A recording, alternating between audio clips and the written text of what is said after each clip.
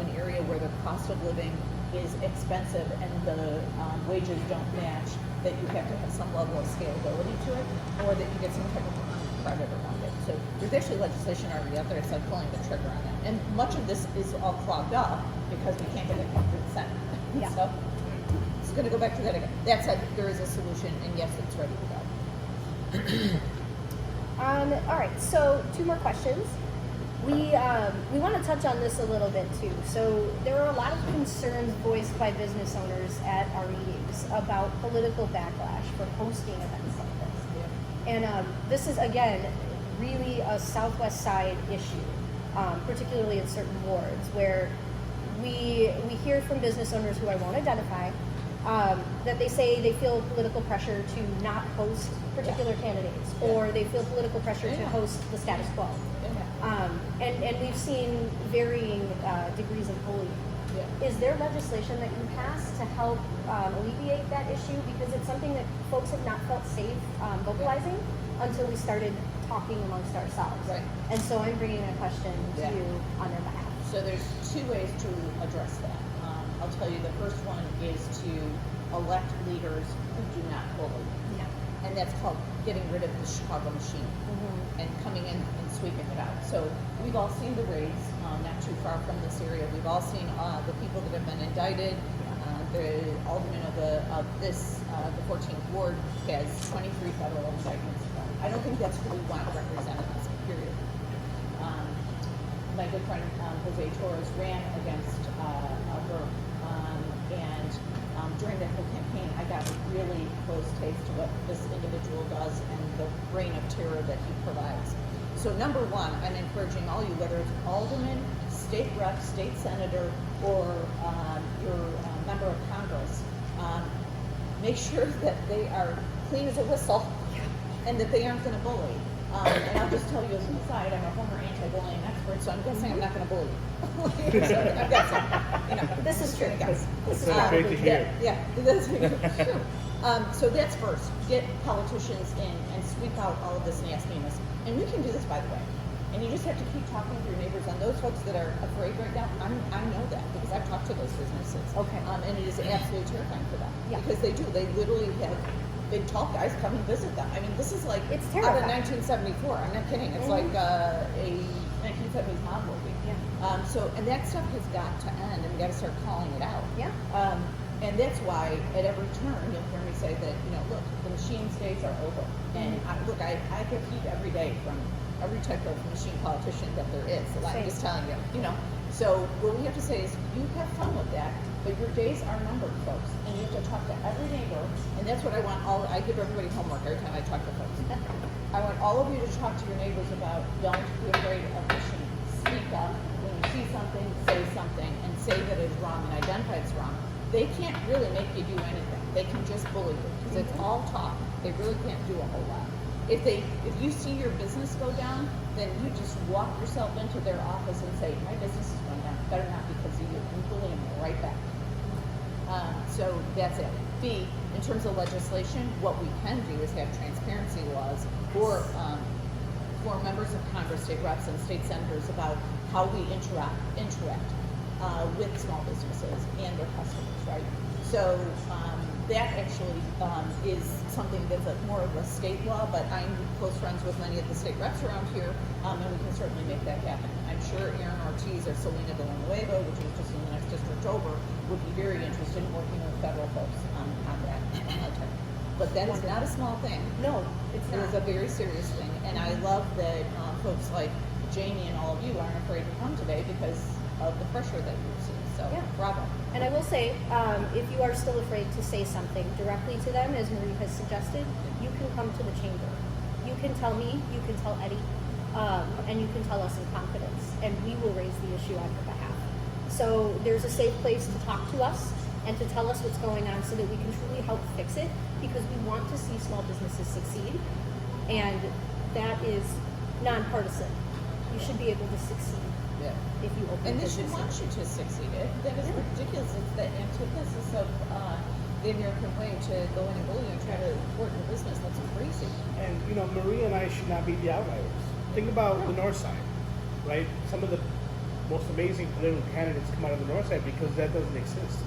You don't have bullying. You don't have well, you have different kind of machines, but you don't have the southwest side kind of machines that come after you and chase you at night. I believe they scratched your car last year and they punctured my tire this year. So we take the hits for you because we want to make sure that we provide a leveling of the playing field. But the only way that works is to make sure that all of us work together and that we stick together and that we report it when we see it and we stand for it when we see it.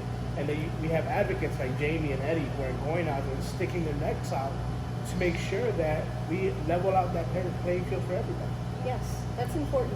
So know that you can trust us. You can talk to us if something happens. Don't suffer alone with that kind of stuff. Bring it to the chamber. Last question. Speaking of a chamber, so some sections of the district have a chamber and others don't. Can you actively support groups that try to build them when you come into office? Is that actively? In fact, you should. With So let's talk support. broadly about public-private partnership, and then let's talk specifically about chambers, right? Okay. So in our country today, interestingly, most chambers of commerce, whether at the state level, there's actually a federal level chamber, and then everything in between for areas and towns and zip codes, right? They're largely or imbalanced. They are more Republican than they are Democrat, and that's one of the things that I would like to see be differently because a lot of Democrats are small business people, right? So we need to have more of a voice on those chambers so that we can do all of these exciting things. So that's one. Two is bringing public and private partnership together is critical to getting anything done. That's exactly what's not happening in the southwest suburbs and in the southwest side of the city. We need to bring every part of government together, whether it's state, municipal, county, and federal, to talk about these types of issues, to say how can we work together and actually coalesce funds, because that's how it works. And then work with private entities too. I've already talked to folks that would like to bring a workforce training center here, and it would be right by Midway Airport. There's some empty space that we could use very easily here, and that would provide training for all types of businesses and green businesses. So for me, public-private partnership is something natural. I've done it at the national level many times. I built a national coalition of businesses 15 years ago, a national nonprofit with 70 organizations. So I'm quite good at building bridges and coalitions. Nice. So you speak of a workforce center, and there is something that we've been talking about as a chamber and as the collective particularly.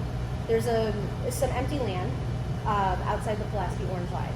And yeah, we've been, Archer Heights residents are a little salty about it because it's been empty for a while. But there is talk among the collective about what could that be and what sort of proposal could we put together as a group that solves the problem for the landowner, for the city, etc. Yeah.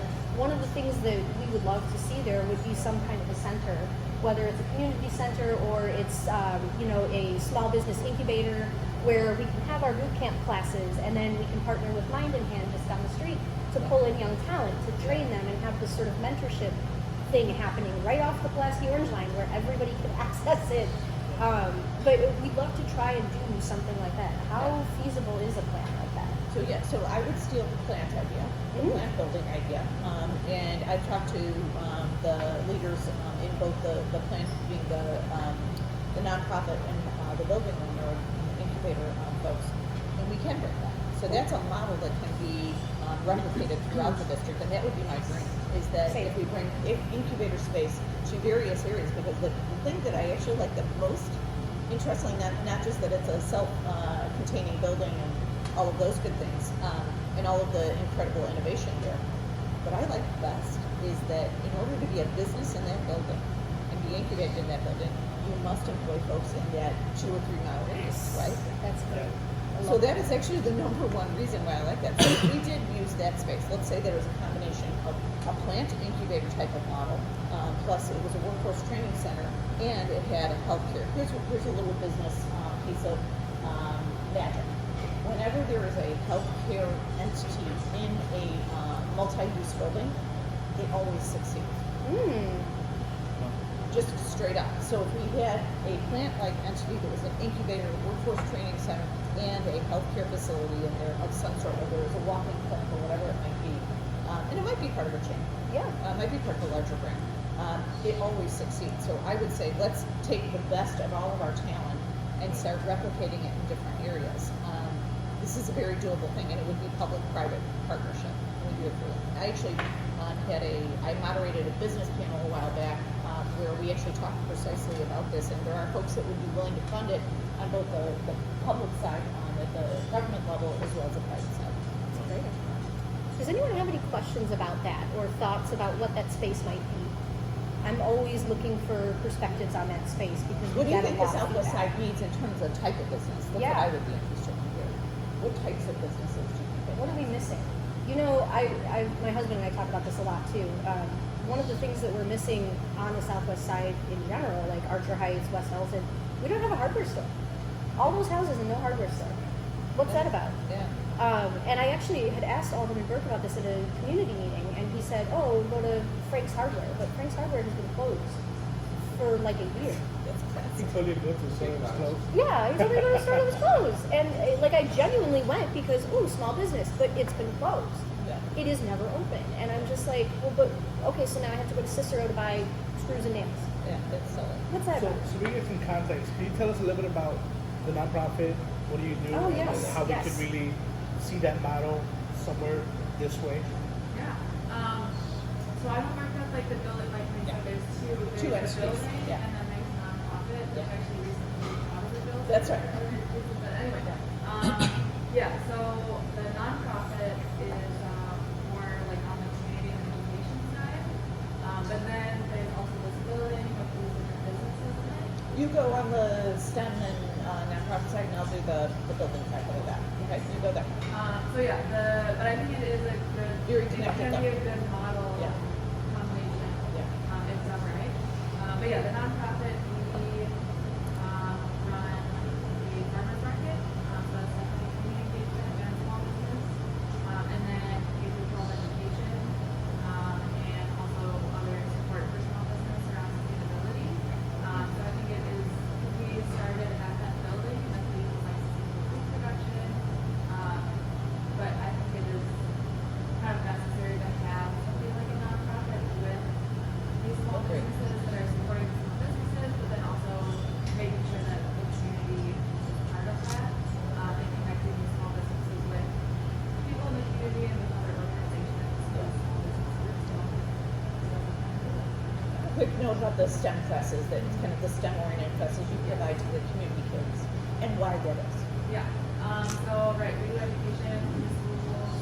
It's open to any school, but we focus on schools that are in the equity arts, and their hands-on STEM education, like you said, and that is because on the Southwest side there aren't really STEM opportunities in neighborhoods.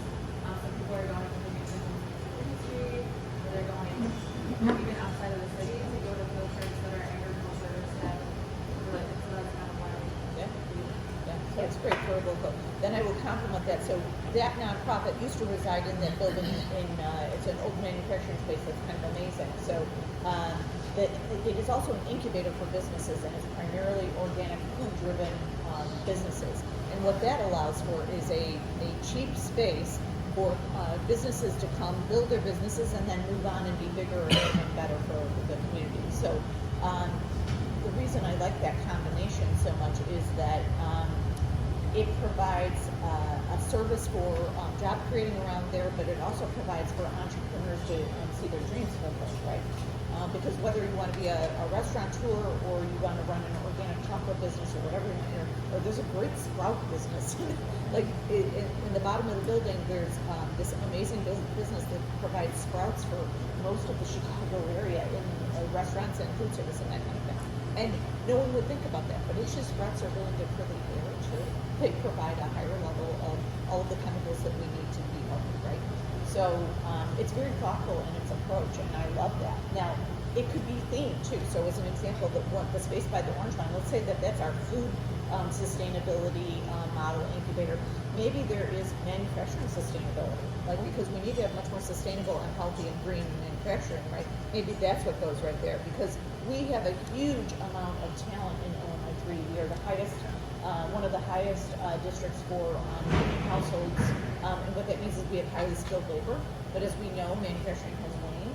If we start doing green manufacturing in the workforce training center, Yes. and then have an incubator there, And we have jobs for everyone. Yeah, it's very sustainable. One of the things that I would like to see, and I'm going to do a shameless plug for my good friend Dolores who couldn't make it today. Yeah. When I was running for alderman, I saw a huge digital divide in our older generation and a tremendous disengaged youth in the Southwest side, particularly going from the Stevenson Expressway down all the way to Bedford Park, and a lot of it also Will County. And so one of the things, and I brought this with me to kind of show you guys what this business does. So Dolores is a small business owner who was bullied by the Burks, who she owns the entire building and the business. And when one of the precinct captains told her that they wanted to put a Burke sign on her lawn, she said, well, I haven't made up my mind on who I'm going to support, so no, thank you. And he said, well, the business owner called me and said I could come and bring one here.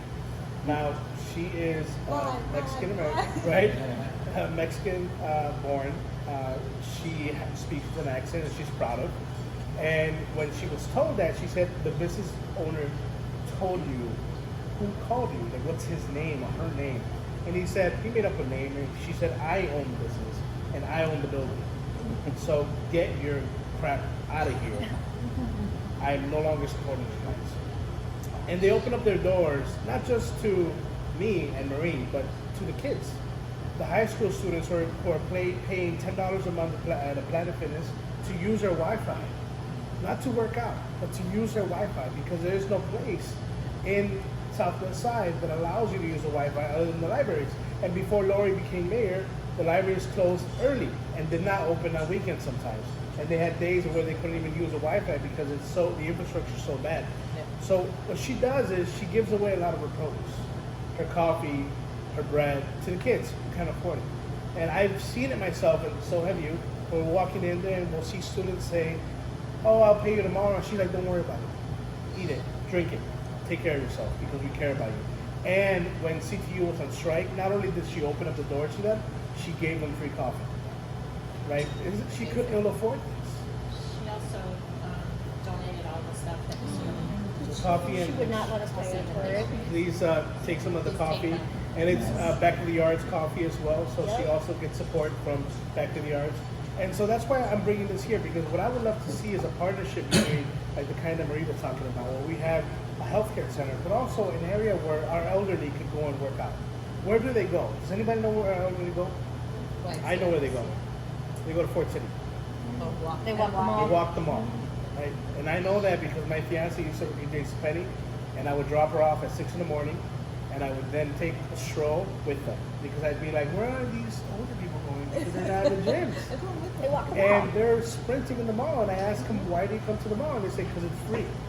It's free, and it's open, and it's warm, and I don't have to walk on the park in the cold. And I think that we have failed our senior citizens by doing that. We have also failed our youth by not providing this kind of area for them to feel safe at. So that's what I would love to see. Safe spaces are so important. We have very few of them in certain neighborhoods, among them McKinley Park, Brighton Park, Back in the Yards, even in Elton and Carrying Along. And we need more of those. And we shouldn't have to rely on business owners with goodness of their heart. We should have safe spaces open to community centers in our schools. It's leverage existing spaces, right? Yep. Maybe then do one at Pulaski and Archer or whatever, a senior center, community center type thing. Yeah. I think seniors would love to have kids on. Well, Park has it all, the Yeah, suburbs right, have right, it. yeah, that's exactly right. It'd be good for everyone, frankly. And we say it's a ghost town, you know, but that's why everybody's spread out trying to find a place to go. When I was putting this together, though, I did ask my attorney about opening the space up to things like that, like maybe offering on times that we're closed, Zumba classes for free or something like that for the community to come in. But I was told that I couldn't do that because I would literally have to get a permit for every single thing that I would be offering. I couldn't just open the space up like that. Yeah, and that is an aldermanic issue. And I'm not, it's not that I wouldn't be able to help you, I'm just saying that the fastest route is to not get to your current alderman, because that's going to be tricky. But I'm not sure that'll go really far, but that is a city issue that can be solved actually very quickly because the ability to have to get permits for everything is absolutely ridiculous, right? And expensive. So, Especially since I wouldn't be charging, it would, right. You shouldn't have to do I that. wouldn't. And it's not just for small businesses either. There were a couple of collective members who, like, I know a yoga instructor, and she has said, like, she's had a hard time doing yoga in the park because if she wants to charge like $5 for, you know, suggested donation or whatnot, she has to have a permit to do that at the park. Same with the library. The library can never exchange cash. So no matter what you do at the library, it must be offered for free by law because that's what the library exists for, right? So you find that there are these free spaces, but they're not able to be utilized in the way that the community needs them to be utilized. And so it, like, even this Freebies for Families thing came about because we started doing them at the library, but they were too loud, you know? And we didn't have enough space at the library. Like, once the word got out, we're expecting like 200 people today. I don't know how we're going to do it, but we'll figure it out. I think But, like, that's the Amy's thing. being very modest with that. Really, she came out and really worked because of what happened to Marlene. And the fact that, you know, we have mothers who are not able to exchange their own personal stuff with others is unsafe. And so that's why you started it. I want you to own it. Because Well, really, and like even starting that up, we would get questions from like certain community leaders about like, well, you know, people can just trade at the police station. How many times have you gone to a police station for a social call? That doesn't feel good. And there are going to be some people who, let's be frank, like some folks are not documented, and if they're trading items at a police station, they ain't gonna feel great about that. No one's gonna feel good about that. So, like the fact that they were like, well, you can just do that at the police station. I don't even understand why you're doing this. And like that is so short-sighted. Right. And it's that kind of stuff that we need to have space. And reflective that you don't know your own population. Yeah. You clearly do not Yeah. know what the fear they live in every day. Right, exactly. Well, and not only that, but like people don't like going to police stations. Yeah. I'm just gonna tell you It's that like right hospitals now. and police stations, really. Yeah, not really a hangout spot. You know what I mean? Not really a hangout Party spot. kind of atmosphere. Not really, not really. And like the point is, we want to break down these barriers of people feeling unsafe to come out to things, people feeling like this isn't for them. I hear a lot that like, I don't feel welcome at that event. Okay, well that's a barrier we need to break down as a group as well. And so by offering things at a place like Zoe's, okay, we can all come here. No one is trying to do anything to anybody. It is a place where you can show up, enjoy, and leave. And there's no questions asked, things of this nature. But I think a lot of this community needs more space like that. so we got about 3 or 4 more minutes. I want to be respectful of everybody's time. Is there anything that we didn't cover that is pressing on your mind? I would love to hear more about the work that you do. What? Don't say that about your business. I want to say that we met at one of the things Yeah, that we they did one of the 12 board IPO. That's right, that's right. And you have your business is very specific. Yeah, so I sell scientific electrical equipment to all over places, but one of the big things lately I've been doing is working with a lot of the TV shows that are filming in Chicago. So Ray Wilson from The Office has a new show called Utopia that's filming here. And so I was on set showing him how to use all sorts of equipment, and actually my hands are his stand-in hands for doing some of the I thought I recognized Yeah, That's I for making know. sense on Utopia, yo. Hell Yeah, yeah. so Hey, that's cool. we have much more of just like kind of the dull, like, oh, let's take this old piece of science equipment, try to fix it up, and get it used working again. And actually, then I'm talking to you about if you guys can use it, centrifuges and PCR machines or whatever. So, Fun. Yeah, just offer Zoe's for whatever you need. Yes. Get it on TV.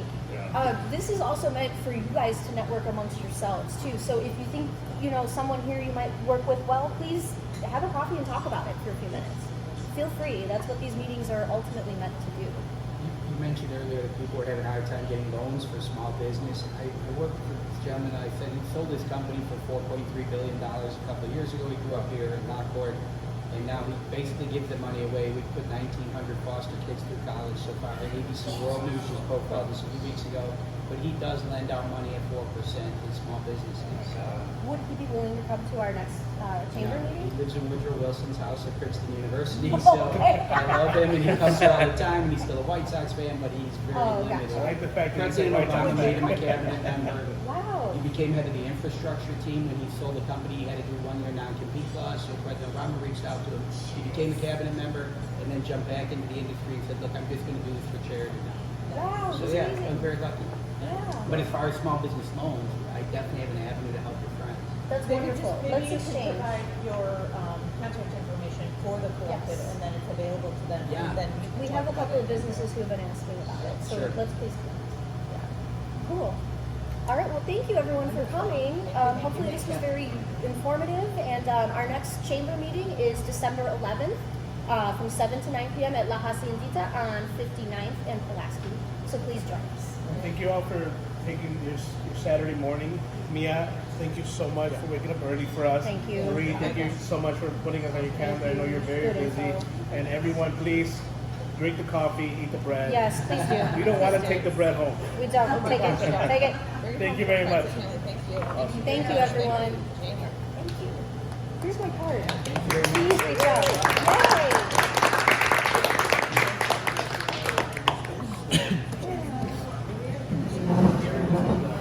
There's flyers for the information about the chamber meeting, so please take them. We have them in Spanish and English. Take a few and pass them out to other business owners that you know. Please feel free. Plenty of prints.